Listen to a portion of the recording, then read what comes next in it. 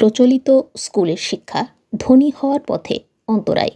এমনকি স্কুলে যে শিক্ষকদের সংস্পর্শে শিক্ষার্থীরা বড় হয়ে ওঠে তারা অনেক সময় দরিদ্র বা সংকীর্ণ মানসিকতার হয়ে থাকেন। রবার্ট কিওসাকি বিশ্ববিখ্যাত বই রিচ ড্যাড পুয়ার ড্যাডের লেখক। তার এই মন্তব্য প্রথমে কঠিন মনে হতে পারে, তবে বাস্তবতার আলোকে এর সত্যতা আছে বৈকি। তার মতে স্কুলে সফলতার জন্য প্রয়োজনীয় কোনো দক্ষতা শেখানো হয় না, বরং ভুল করলেই শাস্তি পেতে হয়। এটি শিশুদের ছোটবেলা থেকেই ঝুঁকি নিতে ভয় পাইয়ে দেয়।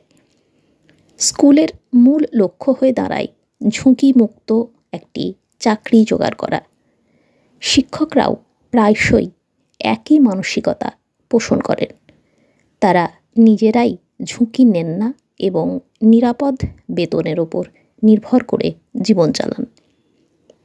ফলস্বরূপ শিক্ষার্থীরা জীবনের গুরুত্বপূর্ণ একটি সময় এই শিক্ষকদের অধীনে কাটিয়ে দেয় এবং অর্থ উপার্জন বা বিনিয়োগের ব্যাপারে সংকীর্ণ দৃষ্টিভঙ্গি গড়ে তোলে।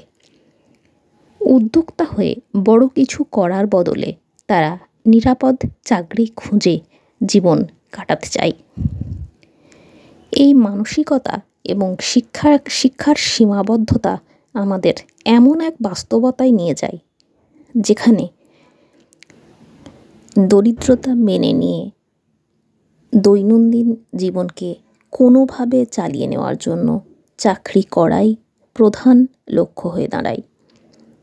এটা মানব জীবনের অপমান, আসলে অসীম সম্ভাবনাকে নষ্ট করা।